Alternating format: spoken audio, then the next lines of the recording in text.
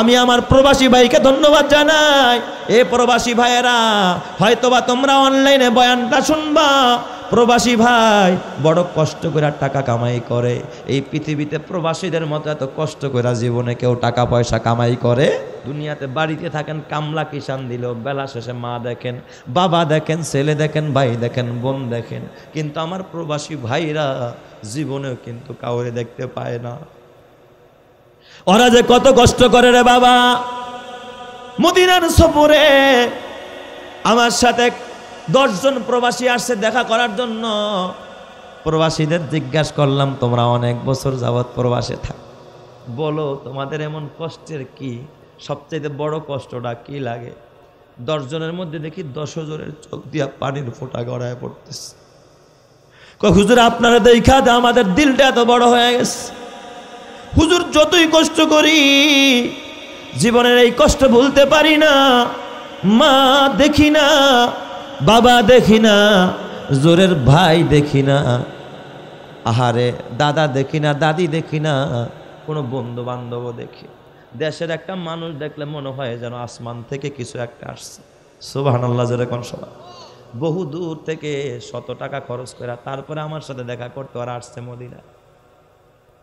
এ যুবক ভাই, জিজ্ঞাসা করলাম দিনের বেলা এখানে তোমরা কি কাজ করো না? আজকে কি কাজ নাই, ডিউটি নাই? আমার ডাক দেয়া কয়, ভাইয়া প্রচন্ড গরম, আমরা তো কনস্ট্রাকশনের কাজ করি, দিনের বেলায় কাজ করতে পারি না রোদ্রের কারণে। এত গরম, উপরে উঠা যায় না, তাপমাত্রার কারণে মানুষ মরে যাওয়ার মতো উপক্রম হয়। গরম সহ্য করা যায় না, এত প্রচন্ড তাপমাত্রা থাকে ওই দেশে। কয় তাহলে কখন কাজ করো? কয় রাতের বেলায়। দিনের বেলায় আমরা মাঝে মাঝে ঘুমাই, আর রাতের বেলায় সারা রাত কাজ করি। এ আমার বাবা,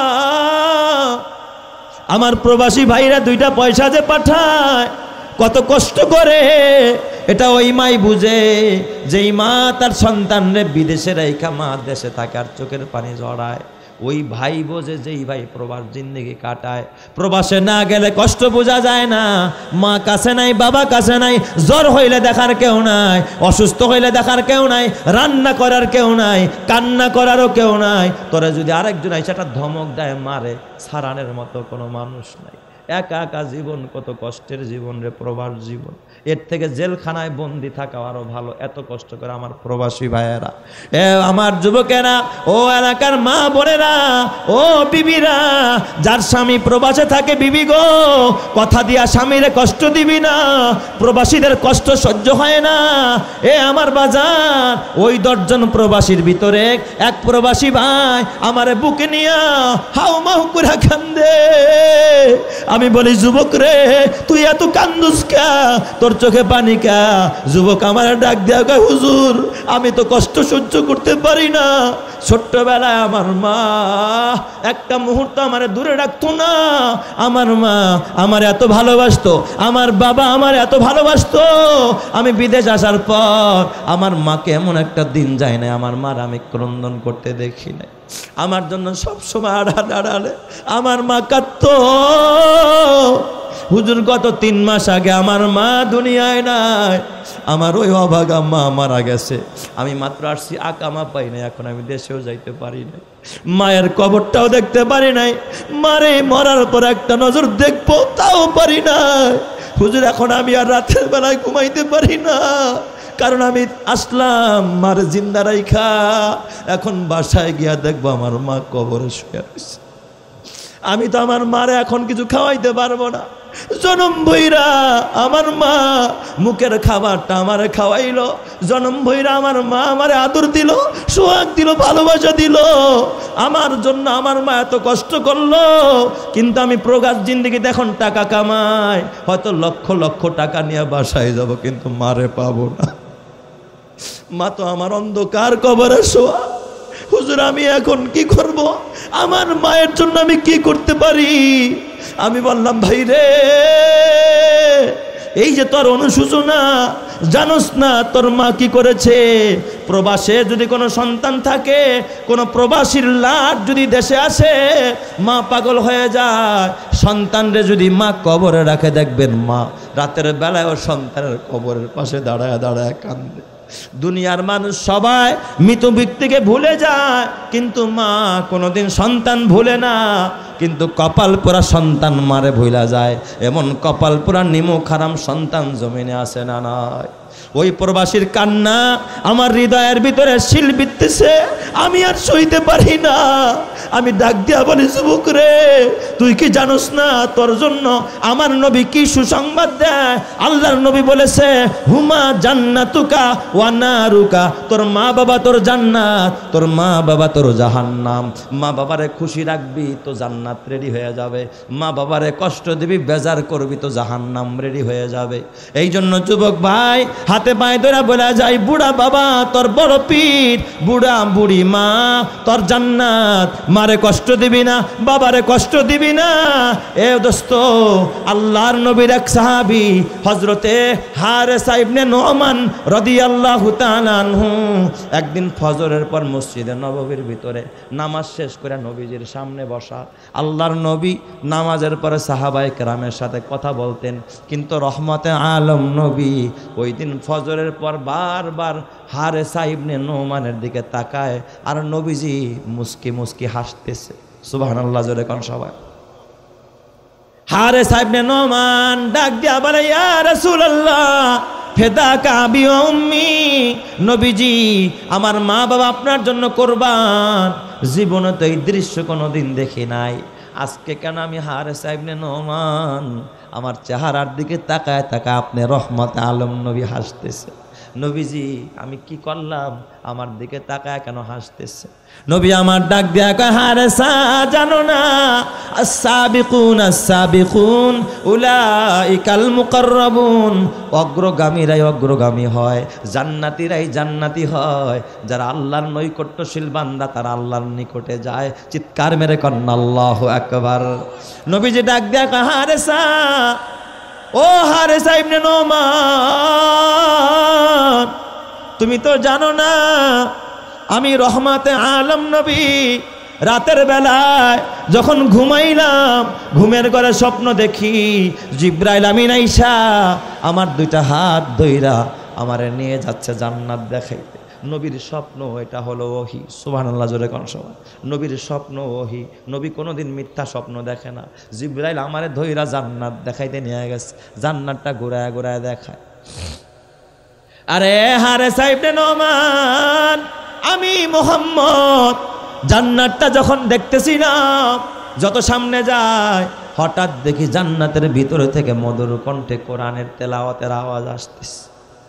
এত সুন্দর তেলাওয়াত আমি মুহাম্মদ জীবনে কোনোদিন এত মধুর কণ্ঠের তেলাওয়াত শুনি নাই। এই তেলাওয়াত শুনি না যেন আমার দিল কেড়ে নিতেছে, কিন্তু কণ্ঠটা পরিচিত পরিচিত মনে হচ্ছে। আমি জিব্রাইলে জিজ্ঞাসা করলাম, আইয়ু সাউতিন হাজিহি ইয়া জিব্রাইল, ও ভাই জিব্রাইল, এই জান্নাতের ভিতরে তো মধুর কণ্ঠে খোদার কোরআনকে তেলাওয়াত করে, মনে হয় যেন আল্লাহ তাআলা আকাশ থেকে কোরআনটা নাজিল করতেছে। কে এত মধুর কণ্ঠে কোরআন তেলাওয়াত করে?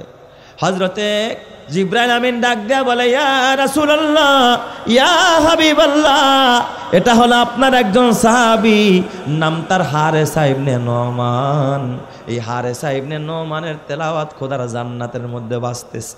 চিৎকার মেরে কন্না আল্লাহু আকবার। নবীজি ডাক দিয়া বললেন, এ জিব্রাইল, হারেসা তো এখনো মারা যায় নাই, সে তো জিন্দা। তাহলে হারেসা ইবনে নোমান এখনো দুনিয়ায়, তার কোরআনের তেলাওয়াত জান্নাতে বাজে, ঘটনা বুঝলাম না। লিমা ইয়া আখি জিব্রাইল, কেন গো ভাই জিব্রাইল, কারণ আমার কোলে বলেন। নবীজি কয়, জিব্রাইল কয়, নবীজি বলতেছেন, জিব্রাইল আমার ডাক দেয়া কয়, ইয়া রাসূলুল্লাহ, ইয়া হাবিবাল্লাহ, কেন এত মর্যাদা আপনার হারেসা ইবনে নোমানের? এটা আমারে প্রশ্ন না কইরা, আপনারই তো সাহাবী, আপনি নিজেই প্রশ্ন করেন, জবাব পেয়ে যাবেন। চিৎকার মেরে কন্না আল্লাহু আকবার। নবীজি আমার ডাক দিয়া কয়, হারেসা ইবনে নোমান। হারেসা ইবনে নোমানের গাল বায়া চোখের পানি পড়তেছে। এত বড় সুসংবাদ, কারণ নবী যা কয় এটা সত্য না মিথ্যা? সত্য কথা। হারেসা ইবনে নোমানের খুশির কোনো শেষ নাই, কারণ মানুষ দেখবেন দুঃখেও কাঁদে, আবার বেশি খুশি হয়ে গেলেও আনন্দে কাঁদে। হারেসা ইবনে নোমানের চোখ দিয়া পানি গড়াইতেছে। নবীজি ডাক দিয়া কয়, হারেসা বলো, কি জিনিস তোমার এত মর্যাদা বাড়ায়? কেন এত মর্যাদা তুমি পাইলা? আমারে বলো। হারেসা বলে, ইয়া রাসূলুল্লাহ, ইয়া হাবিবাল্লাহ, নবীজি, আমার দুইটা আমল আছে। একটা আমল পৃথিবীর সবাই জানে, এটা সবাই জানে, আমার প্রকাশ্য আমল। আরেকটা হলো আমার গোপন আমল, এটা দুনিয়ার সবাই জানে না। নবীজি ডাক দেয়া কয়, হারেসা বলো তোমার প্রকাশ্য আমল কি আর গোপন আমলটাই কি? ডাক দেয়া কয়, ইয়া রাসূলুল্লাহ, আমার প্রকাশ্য আমল হলো আমি দুনিয়াতে বেশি বেশি খোদার কোরআন তেলাওয়াত করি, বিশেষ করে সূরা ইখলাসটাও বেশি বেশি পড়ি। সুবহানাল্লাহ, জোরে কোন সবাই। ইয়া রাসূলুল্লাহ, ইয়া হাবিবাল্লাহ, আমি বেশি বেশি কোরআন পড়ি, এটা আমার প্রকাশ্য আমল। আমি হাঁটতে বসতে উঠতে চলতে সব জায়গায় আমি কোরআন পড়ি। এ বাবা, তোমাদেরকেও বলা যায়, খেতে কাম করতেছো তখনও সূরা ইখলাস পড়লে গুনাহ হইবনি। অজু লাগেনি সূরা ইখলাস পড়তে, অজুও লাগে না। অজু ছাড়াও কোরআন শরীফ দেখা ছাড়াও মুখস্থ সূরা পড়া যায়, অজু ছাড়াও পড়া যায়। এই জন্য আমল করবেন তো ইনশাআল্লাহ, আল্লাহ কবুল করো, জোরে কানা আমিন। নবী, যেটা আমার প্রকাশ্য আমল। কয়, তাহলে তোমার গোপন আমল কি বলো? কয়, ইয়া রাসূলুল্লাহ, ইয়া হাবিবাল্লাহ, আমি হারেসা ইবনে নোমানের আরেকটা গোপন আমল আছে নবীজি, গোপন আমল শুনতে চান? কয়, বলো তোমার গোপন আমলটা কি? কয়, নবীজি, আমার বাড়িতে আমার একটা বৃদ্ধা মা আছে। ইয়া রাসূলুল্লাহ,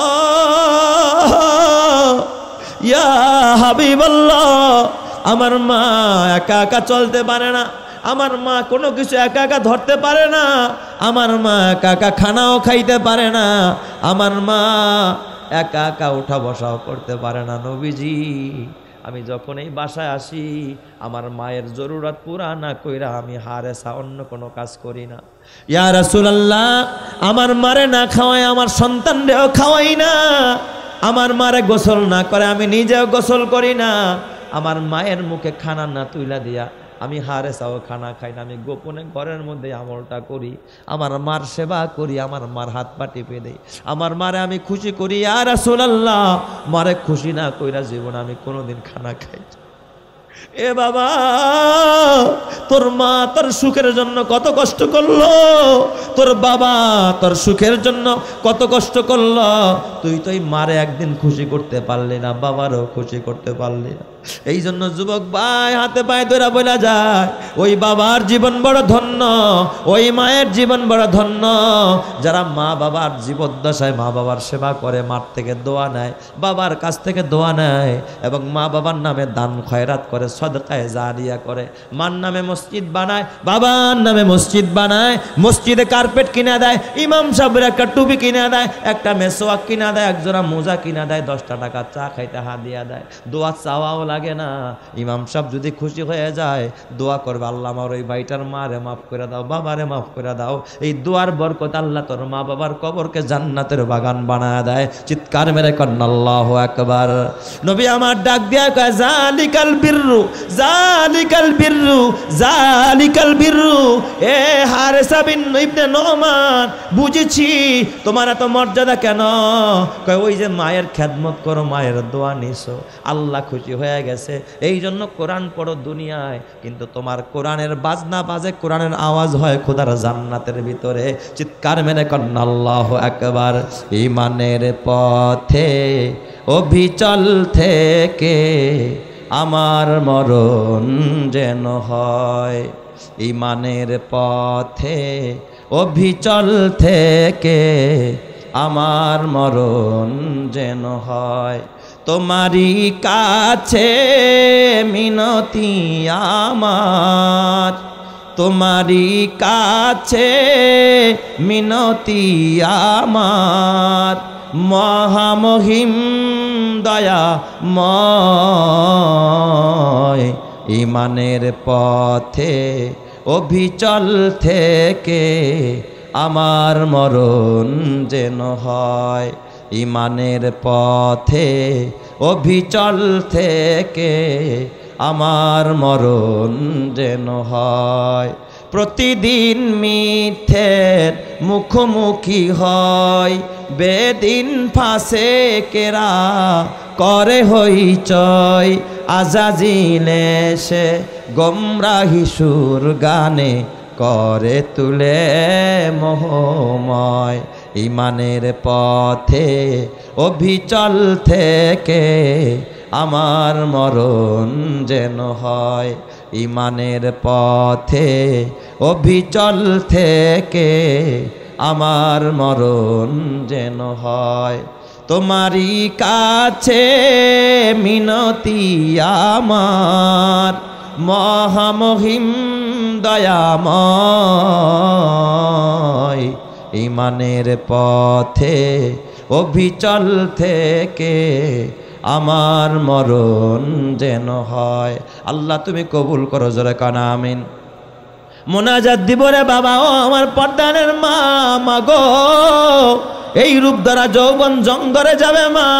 ও মা, বিদায় কালে তোমাদেরকে একটা কথা বলে যাই গো মা, নিজে ভালো হয়ে যাও, সন্তানরে কোরআন শিখাও, নিজে নামাজ পড়ো, সন্তানরে নামাজ শিখাও, স্বামীরে নামাজ পড়াও, গরম পানি কইরা স্বামীরে ডাক দাও ওযু করার জন্য। কসম আল্লাহর, কোনো ঘরে যদি স্বামী আর স্ত্রী নামাজে দাঁড়ায় যায়, একসাথে দোয়া করে, সাথে যদি বাচ্চারাও হাত তুইলা ফালায়, ওই ঘরের মধ্যে রহমত আর বরকত দান করে কে? আল্লাহ। একসাথে বৈশা টিভি দেখো না মা, একসাথে বৈশা নাটক দেখো না, একসাথে বৈশা বৈশা শুয়া শুয়া টিকটক দেখো না, গুনাহ কইরো না মা। কোরআন পড়ো, তাসবিহ পড়ো, শুয়া শুয়া স্বামীর হাতে তসবিহ, বিবির হাতেও তসবিহ। পাল্লা দিছে কয় দেখি তুমি কয়বার সুবহানাল্লাহ কও, আমি কয়বার কই, তুমি কয়বার আলহামদুলিল্লাহ কও।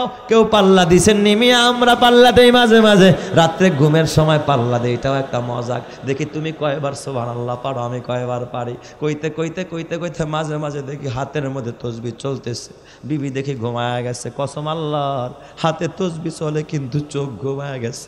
আল্লাহ তাআলার ফেরেশতারা ডাক দেয়া কয়, ফেরেশতারা কিরে লেখোস না কে? কয় আল্লাহ তোমার বান্দির জবান তো বন্ধ।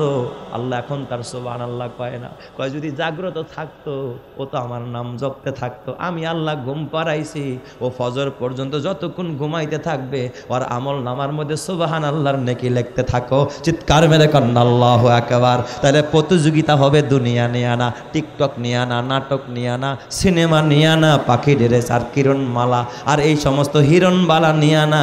বাবা প্রতিযোগিতা হবে খোদার জান্নাত নিয়া।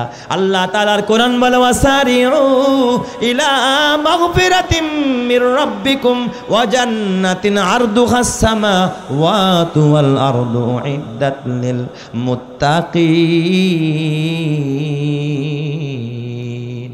আল্লাহ তাআলা ডাক দেয়া কয়, বান্দা প্রতিযোগিতা করবি তো জান্নাত নিয়ে প্রতিযোগিতা কর, আমার ক্ষমা নিয়ে প্রতিযোগিতা কর। আমি আল্লাহ ক্ষমা করে দিব, জান্নাত বানাবো। কেমন জান্নাত? যেই জান্নাতের পরিধি হবে 7 আসমান আর 7 জমিন। তুমি চেষ্টা করে 5 তলা বানাইবা, 10 তলা বানাইবা, এর বেশি আর পারবা না। কিন্তু আল্লাহ কয়, তাহলে এই চেষ্টা করে লাভটা কি? আমারে পাইতে চেষ্টা কর, আমি 5 তলা আর 10 তলা দিব না, আমি তোর জন্য বিশাল সুবিশাল জান্নাত দিব, 10 দুনিয়ার সমান। চিৎকার মেরে কন্না আল্লাহু আকবার।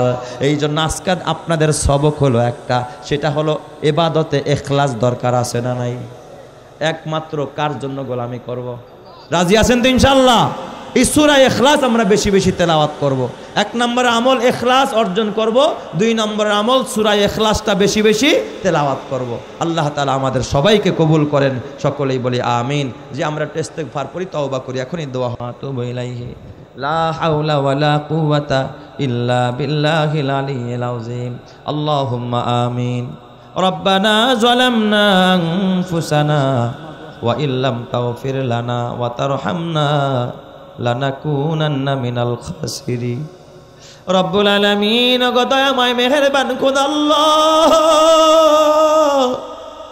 মালিক গো, আয় আল্লাহ 2024 সাল বিদায় নেবে কিছুক্ষণের মধ্যে, 25 সাল শুরু হয়ে যাবে। একটা বছর জিন্দেগি থেকে চলে গেল, কয়েক তো নামাজ পড়লাম, আয় আল্লাহ তোমার হুকুম পালন করতে পারলাম কিনা জানি না রে মাওলা। আগামী বছর শুরুতেই যদি আমি মারা যাই, কি নিয়ে তোমার আদালতে দাঁড়াবো রে আল্লাহ। আল্লাহ আসামি বানায়া দাঁড় করায়ও না, আল্লাহ জালেম বানায়া দাঁড় করায়ও না। আল্লাহ মেহেরবানি করে তোমার ওলি হিসাবে কবুল করে নাও। জীবনে এমন কোনো গুনাহ নাই রে মালিক যা আমরা করি নাই। জিন্দেগির জানা অজানা ছোট বড় গুনাহ খতাগুলোকে মাফ করে দাও ইয়া আল্লাহ। এই যুব সমাজ আয় আল্লাহ প্রবাসীদের উদ্যোগে এই মাহফিলকে তুমি কবুল করে নাও আল্লাহ। এই মাহফিল বাস্তবায়নে যারা খরচ দিল, মেধা দিল, বুদ্ধি দিল, শ্রম দিল, সকলকে জান্নাতি বানায় দাও আল্লাহ। এই পাশের মসজিদ খানাকে কবুল করে নাও। আলেম ওলামারা যারা বসা ওয়ারাসাতুল আম্বিয়া প্রতিটা আলেম ভাইকে আল্লাহ হায়াতে তৈয়বা দান করে দাও। তাদের আহলে ইয়ালদেরকে নেক হায়াত নসিব করে দাও আল্লাহ। ঘরের ভিতরে ওলি সন্তান পয়দা করে দাও আয় আল্লাহ। আমরা তো গুনাহগার, তুমি তো গফফার আল্লাহ। মেহেরবানি করে আমাদের জিন্দেগির তামাম গুনাহ খতাগুলোকে মাফ করে দাও আয় আল্লাহ। জানি না কখন যেন মালাকুল মউত হাজির হয়ে যায় আল্লাহ। নামাজি না বানায়া তোমার অন্ধকার কবরে ডাক দিও না আয় আল্লাহ। এই ফতেপুর এলাকার ভিতরে, নয়াপাড়ার ভিতরে আল্লাহ গ যত মুর্দেগান মুমিন মুসলমান আল্লাহ কালিমাওয়ালা নারী পুরুষ যারা অন্ধকার কবরে, সকলের কবরগুলো জান্নাতের বাগিচা বানায়া দাও ইয়া আল্লাহ। যারা হায়াতে বেঁচে আছে, জিন্দা আছে, তাদের হায়াতে বরকত নসিব করে দাও আয় আল্লাহ। প্রবাসী ভাইয়েরা কত কষ্ট করে টাকা পয়সা দিয়া মাহফিলটা বাস্তবায়িত করলো, আমার প্রবাসী ভাইদের হায়াতে জিন্দেগিকে তুমি কবুল করে নাও আল্লাহ। কামাইতে বরকত দান করে দাও। একজন প্রবাসী ভাই অসুস্থ, তার মা দোয়া চাইছে আল্লাহ, ওই প্রবাসী সন্তানরে তুমি সুস্থতার নিয়ামত দান করে দাও আল্লাহ। বিপদ আপদ থেকে তুমি হেফাজত ফরমাও আয় আল্লাহ। আমার ডানে বামে আলেম ওলামারা বসা, মাঠে যারা বসা আল্লাহ, অনেক যুবকেরা হাত তুলেছে আল্লাহ। আমার যুবক ভাইরা কনসার্টে যায় নাই, 31st নাইটে যায় নাই, গানে যায় নাই আল্লাহ। এই জান্নাতের বাগানে হাজিরা দিল, বিনিময় সবাইকে তুমি জান্নাতি বানায় দাও ইয়া আল্লাহ। কার যেন মা নাই, বাবা নাই, দাদা নাই, দাদি নাই, নানা নাই, নানি নাই, সকল মুরব্বীদের কবরগুলো জান্নাতের বাগিচা বানায়া দাও। এই মাহফিলে যারা পয়সা খরচ করেছে আল্লাহ, এই মাহফিল তাদের জন্য জান্নাতের জরিয়া বানায়া দাও। আমার মা বোনদের দিলের নেক আশাগুলো পূর্ণ করে দাও। আমার মা বোনদেরা পর্দার হাত তুলেছেন, মা বোনদের ঘরগুলো জান্নাতি ঘর বানায়া দাও আল্লাহ। মা বোনদের হায়াতে বরকত নসিব করে দাও আয় আল্লাহ। আগামীতে এই মাহফিলটা যেন আরো বড় আকারে হয় সেই তৌফিক দান করে দাও আল্লাহ। মসজিদের ইমাম সাহেব সহ আল্লাহ এই মসজিদ খানা যারা বানাইলো তাদেরকে নেক হায়াত নসিব করে দাও আল্লাহ। এই নয়াপাড়া আয় আল্লাহ ফতেপুরকে তুমি কবুল করে নাও। এই এলাকা থেকে শিরক বেদাত কুসংস্কারগুলো তুমি দূর করে দাও। সুবহানা রাব্বিকা রাব্বিল ইজ্জাতি আম্মা ইয়াসিফুন। আল্লাহ সূরা ইখলাসের বরকতের কথা বলেছি, সূরা ইখলাসের বরকত আর নূর আমাদের সকলকে দান করে দাও আয় আল্লাহ।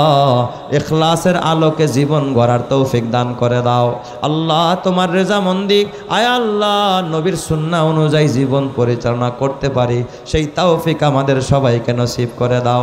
আমাদের ছেলে মেয়ে, বিবি, মা বাবা, আত্মীয় স্বজন সবাইকে নিরাপত্তার সাথে সুস্থতার সাথে নেক হায়াত দান করে দাও। আমাদের সফরগুলো নিরাপদ বানায়া দাও। দুর্ঘটনার হাত থেকে তুমি হেফাজত ফরমাও। সুবহানা রাব্বিকা রাব্বিল ইজ্জাতি আম্মা ইয়াসিফুন ওয়া সালামুন আলাল মুরসালিন। মরণকালে জবান থেকে বের করে দিও লা ইলাহা ইল্লাল্লাহু মুহাম্মাদুর রাসূলুল্লাহ সাল্লাল্লাহু। আসসালামু আলাইকুম।